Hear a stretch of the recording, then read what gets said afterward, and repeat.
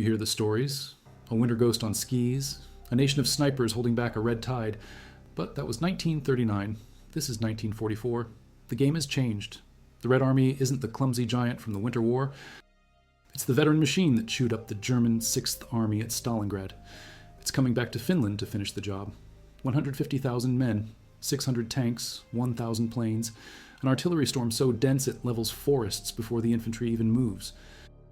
And waiting for them, 50,000 Finns, outnumbered 3-1.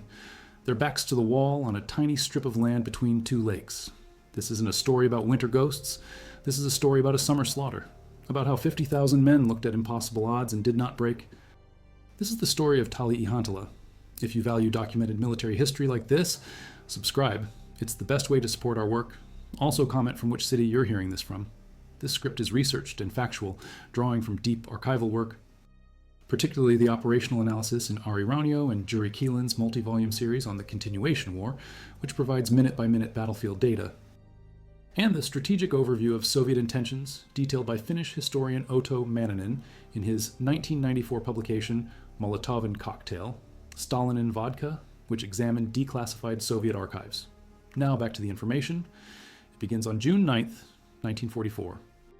0500 hours. This is the fourth of what Soviet planners call Stalin's 10 blows, so a series of massive strategic offensives designed to shatter the Axis front from the Arctic to the Black Sea. Finland's turn has come. The Soviet Leningrad front, commanded by Marshal Leonid Govorov, a master of artillery, unleashes the Vyborg-Petrozavodsk offensive. For 10 days, it is a tidal wave of steel and fire aimed at the Finnish positions on the Karelian Isthmus. The Finnish main defensive position, the VT line, is held by their 3rd and 4th Army Corps. They have spent 3 years fortifying it. They believe it will hold for weeks, if not months. It holds for less than 5 days. The Soviet 21st and 23rd Armies attack with an intensity the Finns have never experienced. The sheer weight of metal is unimaginable. On the main attack axis at Valkeasaari, Govorov concentrates 280 artillery pieces and heavy mortars per kilometer of front. They fire 300,000 shells in the opening bombardment alone, a tactic the Russians call artilleriskoye nastuplenie, an artillery offensive. The ground heaves and liquefies. Bunkers are pulverized. Trenches collapse. Forests are turned into fields of splintered stumps. The Finnish defenders are stunned, deafened, buried alive. When the bombardment lifts, thousands of Soviet infantry and hundreds of T-34 tanks roll forward. The VT line is breached on the first day. The Finnish forces are in a desperate, chaotic retreat. Back in Helsinki, the government is in a state of shock. President Risto Ryti and Marshal Mannerheim had hoped the defensive lines would hold long enough to force a negotiated peace. Now, that hope is gone. In a desperate bid to get desperately needed anti-tank weapons and air support, Finland is forced to sign the Ryti-Ribbentrop Agreement with Germany, promising not to seek a separate peace with the Soviets. It is a deal made with a gun to the head. The next 10 days are a nightmare for the Finnish army. They fall back over 80 kilometers, trying to establish new lines only to see them overrun. The Red Army's advance is relentless. Their target is Viipuri, Finland's second largest city. On June 20th, elements of the Soviet 108th Rifle Corps reach the outskirts. The city is supposed to be a fortress, the last major bastion before the final Finnish defensive line. Its defense is entrusted to the 20th Infantry Brigade. They are undertrained, under-equipped, and exhausted. Communications break down. Orders are confused. The defense collapses almost immediately. Instead of a bloody street-by-street fight, the Soviets find an eerily empty city. They capture Viipuri in a matter of hours. The Finnish flag is hauled down, the red banner raised over the city's ancient castle. The fall of Viipuri is a national trauma, a psychological blow even worse than the military defeat. It signals to the world, and to the Finns themselves, that their army is broken. In Moscow, Joseph Stalin is triumphant. His intelligence confirms his belief Finland is finished. The order from Stavka, the Soviet High Command, is brutally simple. Govorov's Leningrad front will advance from Viipuri, destroy the remnants of the Finnish army trapped against the lakes and the Vuoksi River, and then drive on to Helsinki. Unconditional surrender. That is the only acceptable outcome. There will be no negotiations. Finland is on its knees. The army is in shambles, streaming back from Viipuri, trying to form one last line of defense. They call it the VKT line. It runs from the bay of Viipuri, through a tiny village called Tali, across a narrow isthmus of land to the Vuoksi River. It isn't a fortress. It's a collection of half-dug trenches, shallow foxholes, and hastily built anti-tank obstacles scattered across a 10-kilometer wide corridor. But this corridor is unique. It is a maze of dense forest, granite boulders, small lakes, and swampy streams. The geography channels any attacker into a few narrow, predictable routes. For a mechanized army, it is a bottleneck. For the Finns, it is their Thermopylae. If this line breaks, there's nothing but open country between the Red Army and the heart of Finland. Marshal Carl Gustav Emil Mannerheim, the 77-year-old commander-in-chief and national icon, makes a final gamble. He pulls every last man, every last gun, every last shell he can find and sends them to this spot. He creates a new command group. Our Isthmus forces, and puts his best operational commander in charge, Lieutenant General Karl Lennart Oesch. Oesch is a hard, demanding, brilliant professional, a troubleshooter. He arrives on a front that is collapsing into chaos and is given a simple command: hold. June 25th, Tali, the Soviet 21st Army, confident and victorious, slams into the finish line. 3 rifle corps, nearly 100,000 men, backed by hundreds of T-34 Das KV-1 out and the new heavily armored IS-2 tanks. The attack is relentless. The Finnish 6th Division, which had just retreated from Viipuri, takes the first blow. Its men are physically and mentally shattered. They start to fall back. Giving ground, the Soviet 30th Guards Rifle Corps, an elite formation, spots the weakness. They smash through the line near the Portinhoikka crossroads. A hole is torn open. Panic begins to ripple through the Finnish rear. The road is open. It looks like the end. The division's commander, Keo, Major General Arne Blick, gets on the radio. His voice is ice. He bypasses the chain of command and broadcasts an order to all units in the clear. This is the line and not one step back. It is an order born of pure desperation. But words are not enough. The Finns throw their only armored division into the gap. It is led by the legendary Major General Ruben Lagos, a veteran of the Winter War. His division is a shadow of a German panzer division. It's a motley collection of about 87 operational vehicles. Many are old captured Soviet T-26 and T-28 tanks, completely obsolete. Their best weapon is the German-supplied Sturmgeschütz 3 assault gun, the Stu-G. It's not a tank. It has no turret, which means the whole vehicle has to turn to aim the gun. But its low profile makes it easy to hide, and its long-barreled 75mm cannon can kill a T-34 from 1,000 meters. The Stu-G crews are masters of ambush warfare. They use the dense Finnish forest for cover, wait for the Soviet armor to roll into their kill zones, fire 1 or 2 shots, and then retreat to a new position. They are outnumbered 10-1, but they are fighting on their home ground. At the Portinhoikka crossroads, a single company of these Stugs, commanded by Lieutenant Lars Roberg, faces an entire Soviet armored brigade. They fight for hours, surrounded, firing until their ammunition runs low. They hold the breach, but just barely.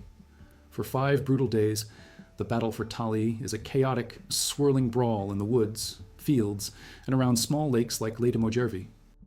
The Finns revert to their classic Matti tactics. They don't try to hold a continuous, rigid line. They let the Soviet armored columns penetrate down the few narrow roads.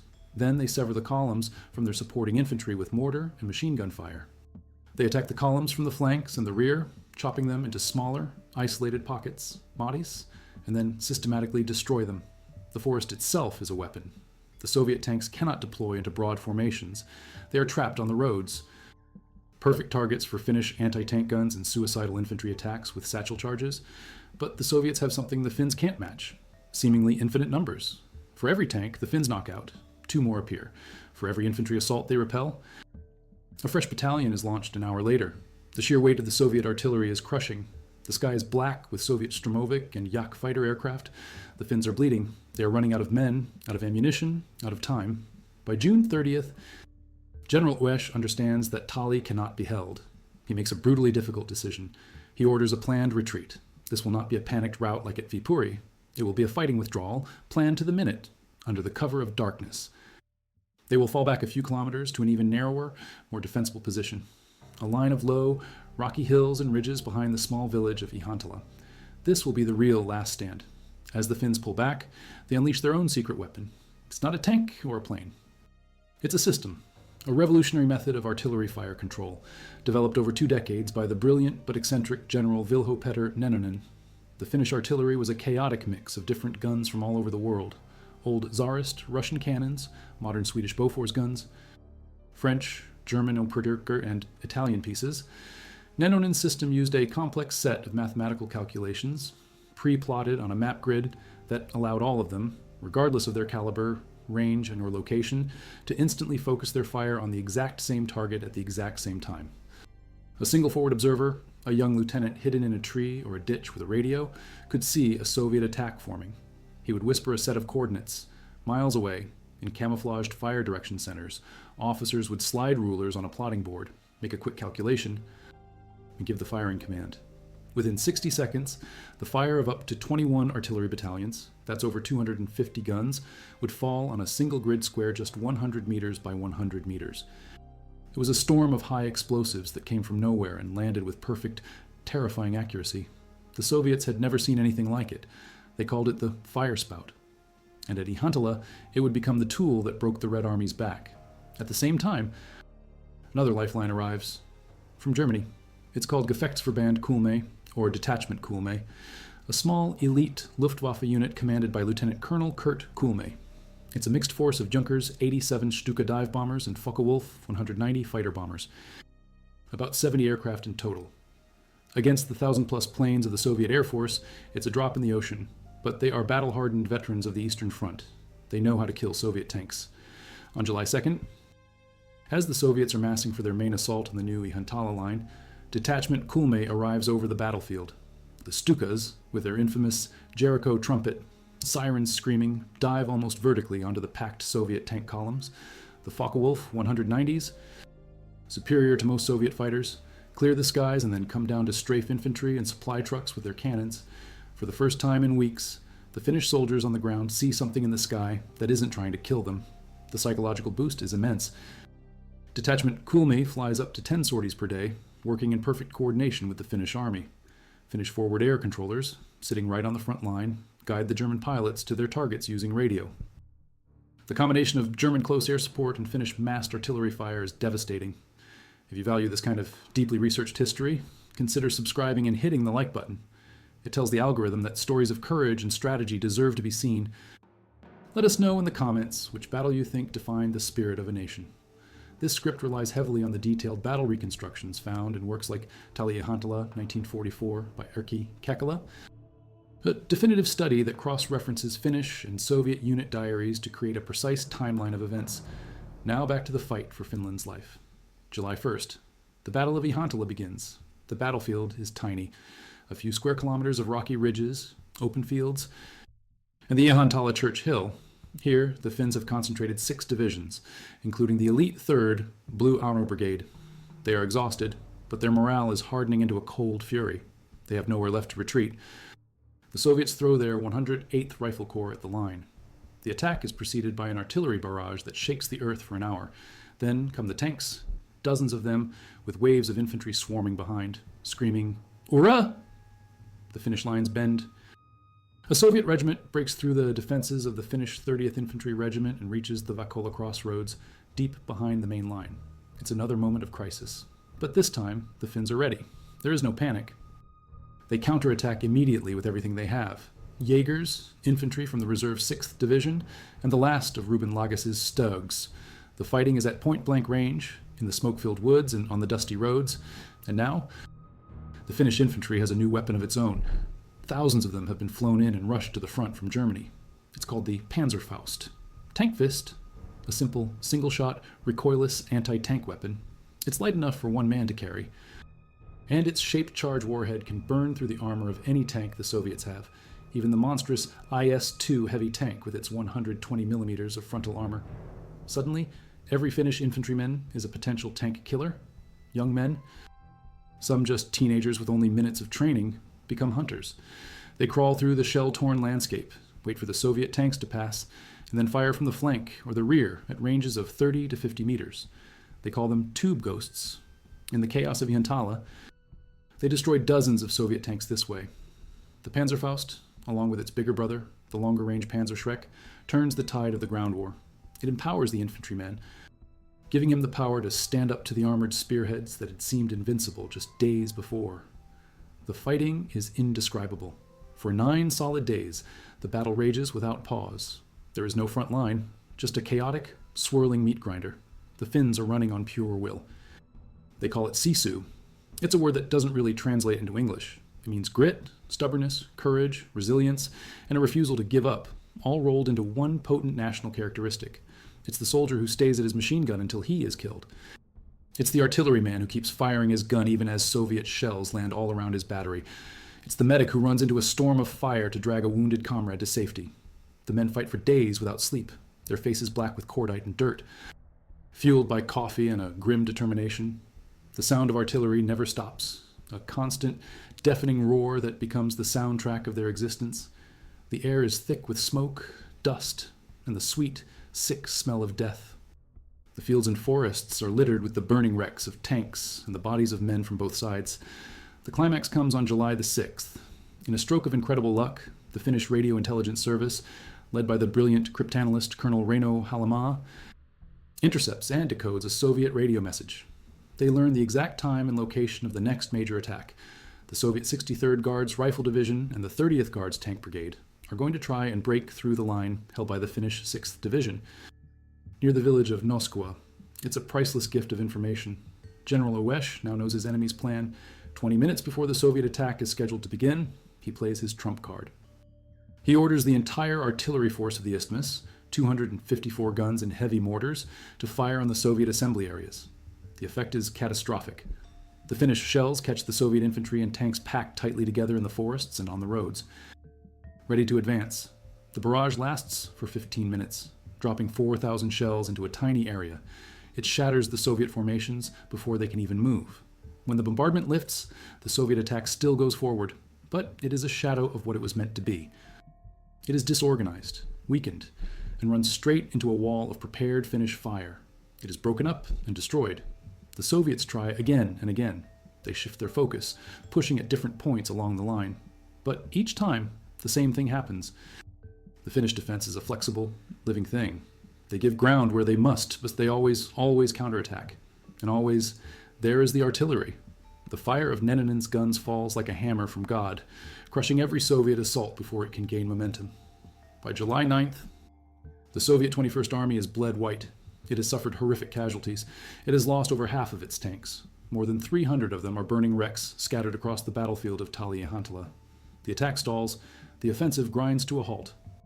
For the first time in a month, an eerie, unnatural silence begins to fall over the Karelian Isthmus. The Finns have held. The cost was terrible.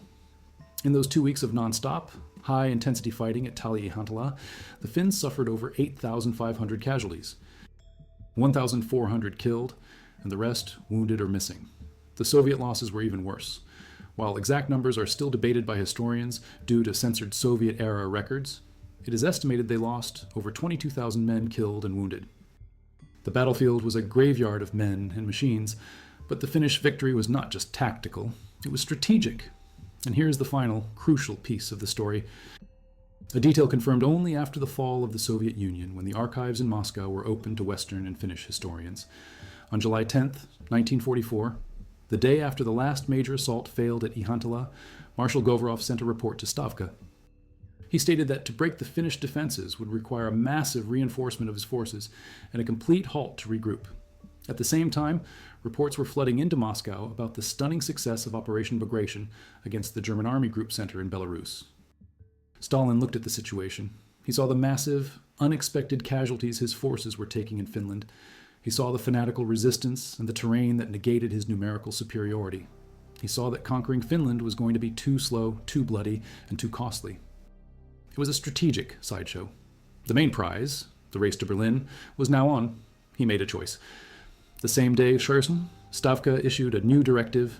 It ordered the elite units of the Leningrad Front, the same ones that had been trying to break through at Ihantala, to be transferred south. The fight for Finland was over. The Finnish stand at Tali-Ihantala convinced Stalin that he couldn't crush Finland without a fight that would drain precious resources from his main effort. 2 months later, in September 1944, Finland and the Soviet Union signed the Moscow Armistice. The terms were harsh. Finland lost 10% of its territory, but it was not occupied. It did not become a Soviet puppet state. It remained a free, independent, democratic nation on the border of a totalitarian empire. That independence was not won at the negotiating table. It was bought with blood and steel. It was paid for in the forests and fields of Tali-Ihantala by 50,000 men who were given impossible odds and a simple order to hold. They did not yield. They did not break. They held the line.